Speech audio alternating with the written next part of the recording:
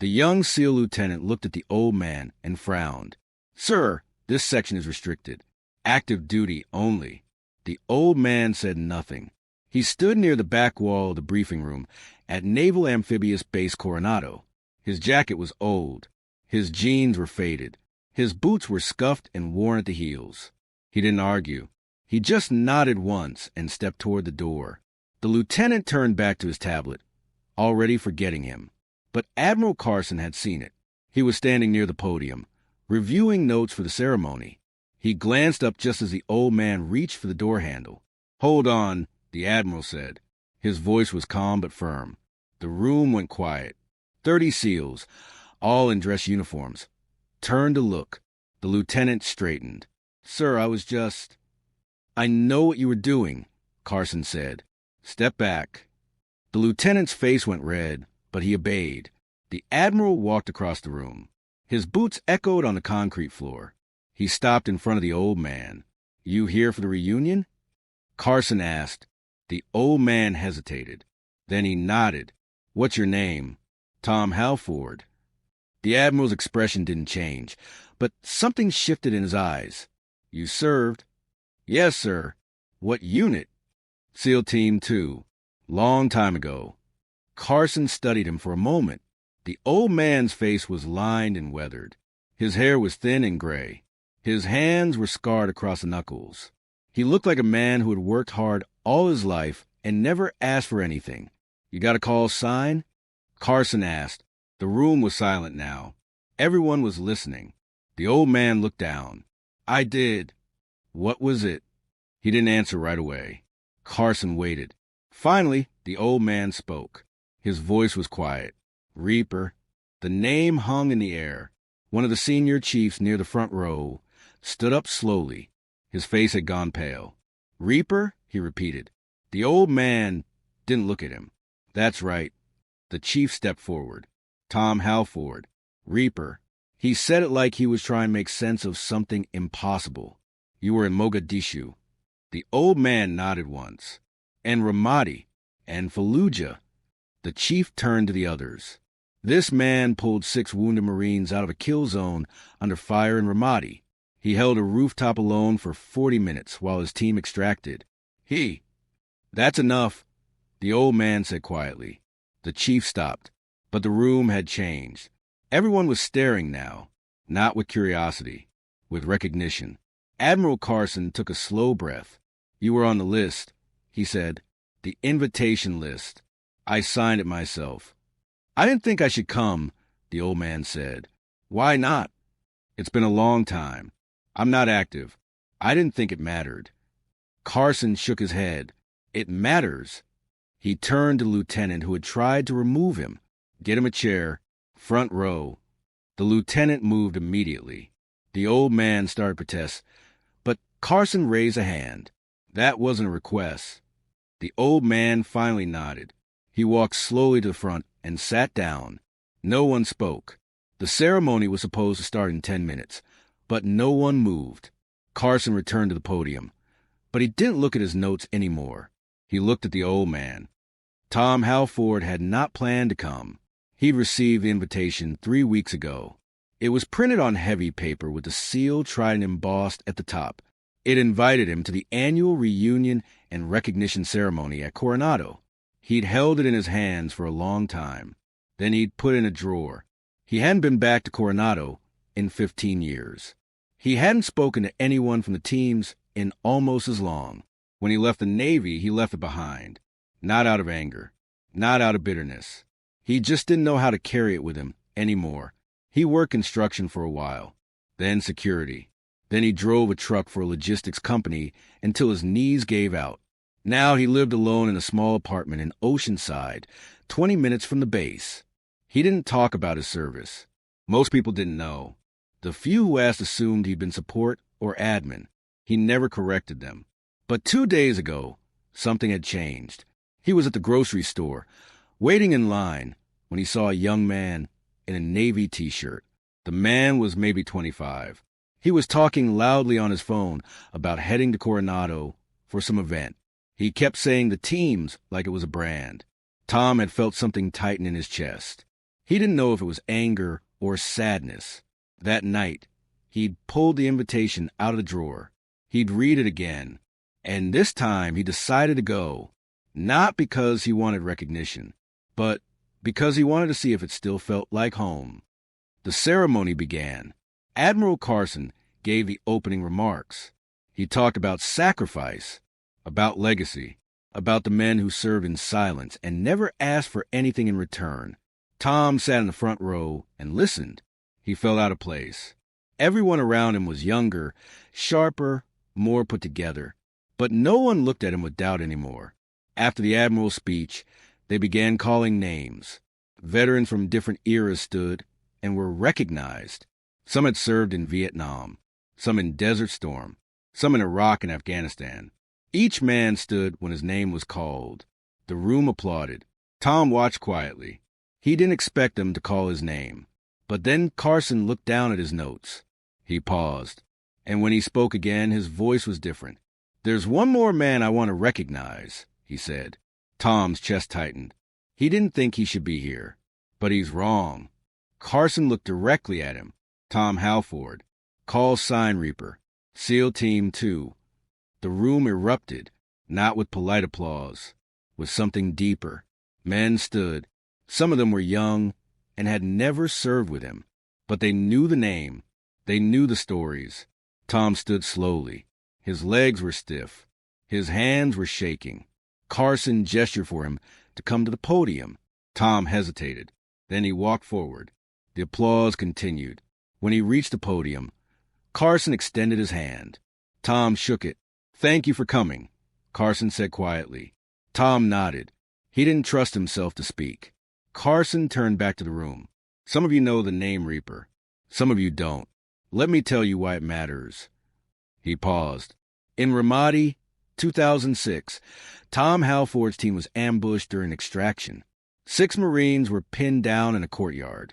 No air support. No backup. Tom went alone. Carson's voice was steady, but the weight of the words filled the room. He pulled them out one by one, under fire. He took 3 rounds to his plate carrier and kept moving. When it was over, all 6 Marines survived. Tom refused a medevac until they were clear. The room was silent. "That's one story," Carson said.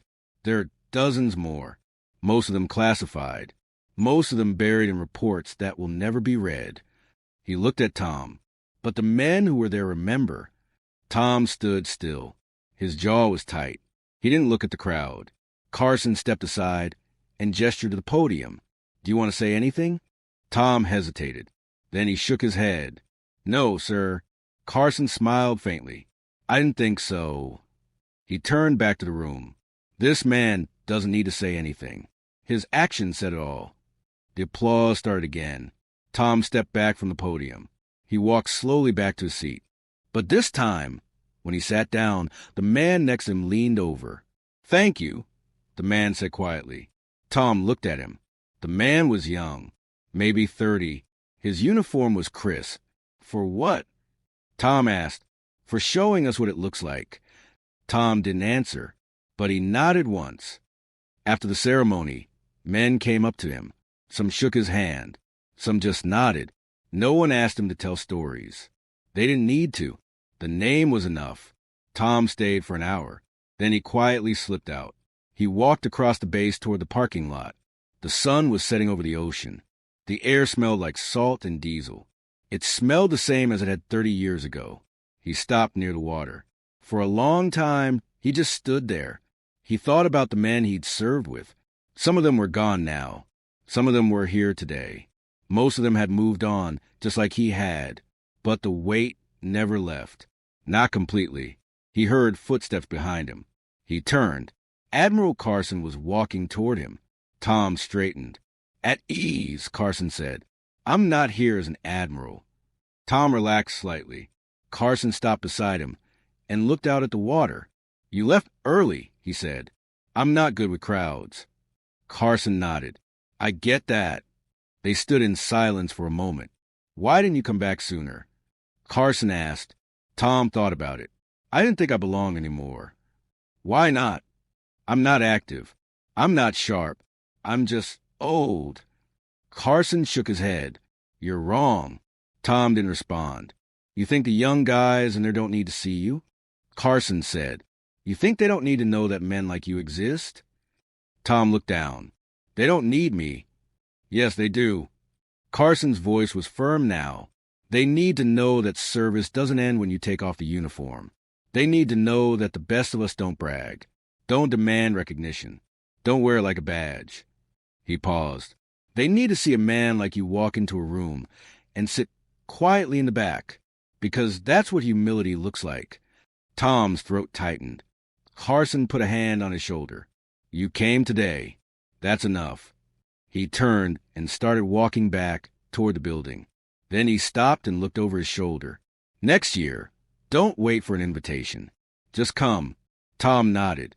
Carson walked away. Tom stood there for a long time. The sun sank lower. The bass grew quiet. Eventually, he turned and walked back to his truck. He didn't feel lighter, but he didn't feel alone anymore either. The drive back to Oceanside was quiet. Tom kept the radio off. He liked the silence. It helped him think. The ceremony stayed with him. Not the applause, not the recognition, but the faces. The young SEALs who had stood when his name was called. They didn't know him, but they knew what the name meant. And that was enough. He pulled into the parking lot of his apartment complex just after dark. The building was old, paint peeling on the stairwell, cracks in the concrete. But it was his. He climbed the stairs slowly. His knees ached. They always did after standing too long. Inside, the apartment was small and neat. A couch, a table, a single chair by the window. No pictures on the walls. No medals in frames. He kept a few things in a box under his bed. A patch from Team 2. A challenge coin from Ramadi. A folded flag from a funeral he'd attended years ago. But he never looked at them. Looking back hurt more than it helped. He made coffee and sat by the window. The streetlight outside flickered. A car passed. Then another. The world kept moving. It always did. Tom thought about the lieutenant who had tried to remove him from the briefing room. The kid hadn't known. How could he? Tom had looked like a SEAL. Not anymore. He looked like someone's grandfather. Someone who might have worked at a hardware store or driven a bus. And that was fine. He didn't need to be seen. He'd spent most of his career invisible. That was a job. You moved through the dark. You did what needed to be done. And then you disappeared. The problem was that after you left, the invisibility didn't stop. You carried it with you. Into grocery stores. Into waiting rooms. Into every conversation where someone asked what you used to do and you just said, military, and left it at that. Because the truth was too heavy. And most people didn't want to carry it. Tom finished his coffee.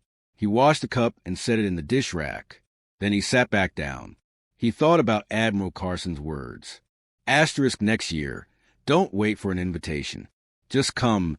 Asterisk. It had been a long time since someone told him he was wanted. Not needed. Not required. Just wanted. He didn't know if he'd go back next year. But for the first time in a long time, he thought he might. The next morning, Tom woke early. Old habits. He made coffee and sat by the window again. The sun was just coming up. The sky was pink and gray. His phone buzzed on the table. He picked it up. A text message. Unknown number. He opened it. Asterisk, Mr. Halford. This is Lieutenant Michaels. I'm the officer who asked you to leave yesterday. Admiral Carson gave me your number. I wanted to apologize. I didn't know who you were. That's not an excuse. I should have shown respect regardless. If you're willing, I'd like to buy you a coffee and hear your story. No pressure. Just an offer. Respectfully, J. Michaels. Asterisk. Tom read it twice. Then he set the phone down. He didn't respond right away. He wasn't angry at the kid. The lieutenant had been doing his job. And Tom had learned a long time ago that anger was a waste of energy. But the message surprised him. Most people didn't follow up. Most people didn't care once the moment passed. He picked up the phone again and typed a reply. Asterisk, no apology needed. Coffee sounds fine. Let me know when... Asterisk. He hit send. Then he set the phone down and went to take a shower. 3 days later, Tom met Lieutenant Michaels at a diner near the base. The kid was already there when Tom arrived. He stood up when Tom walked in. "Mr. Halford, thank you for coming." Tom nodded. They sat down. The waitress brought coffee. Tom drank his black. The lieutenant added cream and sugar. For a while, neither of them spoke. Then Michaels cleared his throat. "I've been in the teams for 4 years," he said. "I thought I knew what I was doing.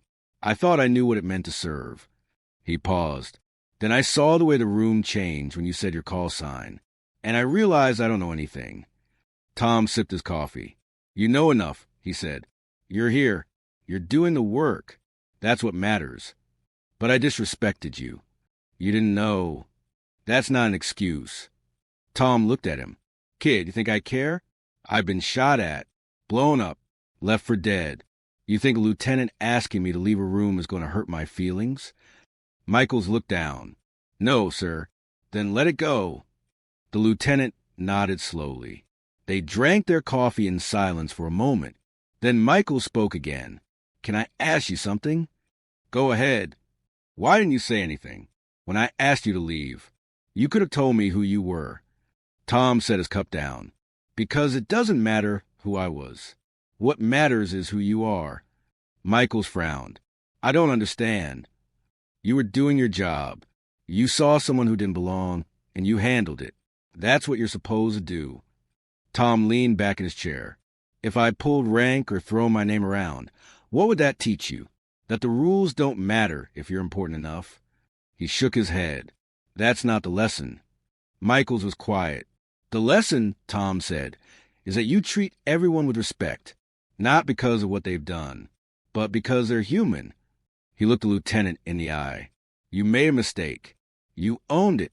That's more than most people do." Michaels nodded slowly. "Thank you, sir. Stop calling me sir. I work for a living." Michaels smiled faintly. They finished their coffee.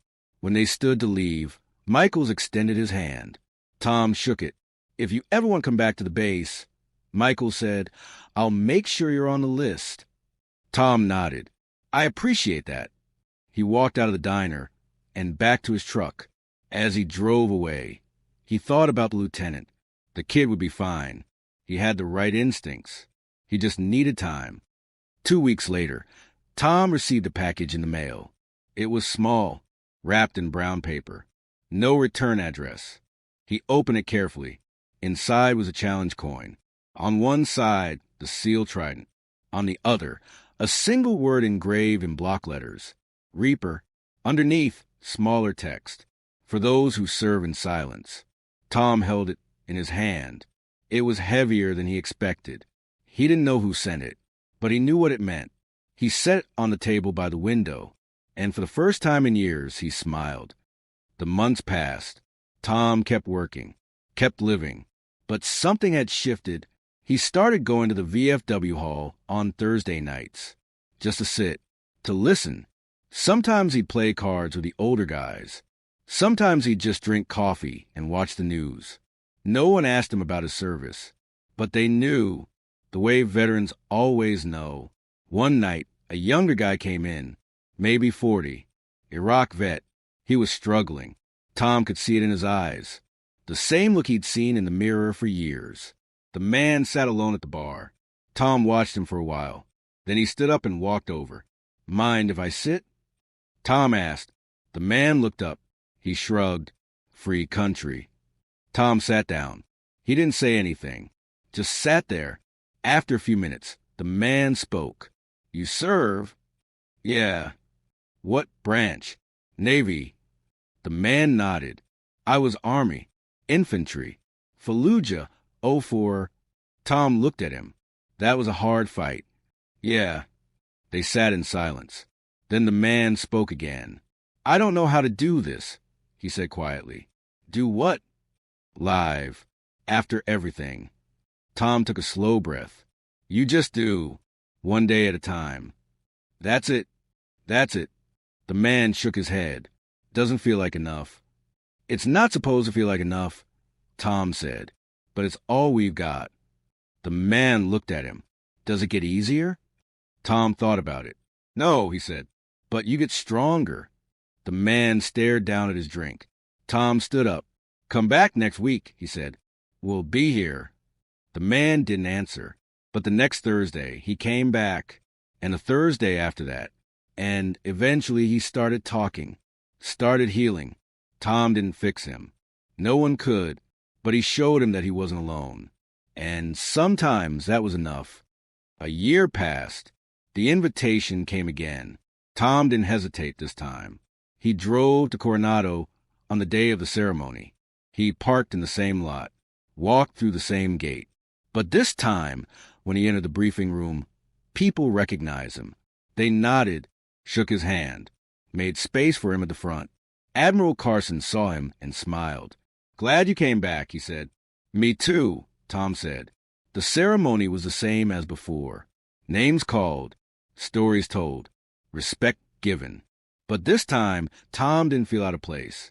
He felt like he belonged, not because of what he'd done, but because of who he was. A man who had served, who had sacrificed, who had carried the weight in silence, and who was still standing. After the ceremony, Tom walked back to the water. The sun was setting again.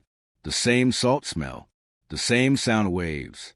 He stood there for a long time, thinking about the men he'd lost, the missions he'd carried, the life he'd lived. It hadn't been easy, but it had been his. And that was enough. He heard footsteps behind him. He turned. Lieutenant Michaels was there. Thought I'd find you here, Michael said. Tom nodded. They stood side by side, watching the ocean. I'm deploying next month, Michael said. Where to? Can't say. Tom nodded. Stay sharp, trust your team, and come home. Michaels looked at him. Yes, sir. Tom didn't correct him this time. They stood in silence. Then Michaels spoke again. If I make it back, I want to be the kind of man you are. Tom shook his head. Don't be me. Be better. Michaels smiled faintly. I'll try. He turned and walked back toward the building. Tom watched him go. Then he turned back to the water. The sun was gone now. The sky was dark, but the ocean kept moving. It always did. Tom took a deep breath. Then he walked back to his truck. He drove home. And when he got there, he sat by the window. The challenge coin was still on the table. He picked it up, turned it over in his hand. Then he set it back down. And for the first time in a long time, Tom Halford felt at peace. Not because the pain was gone, but because he'd learned to carry it. And he wasn't carrying it alone anymore.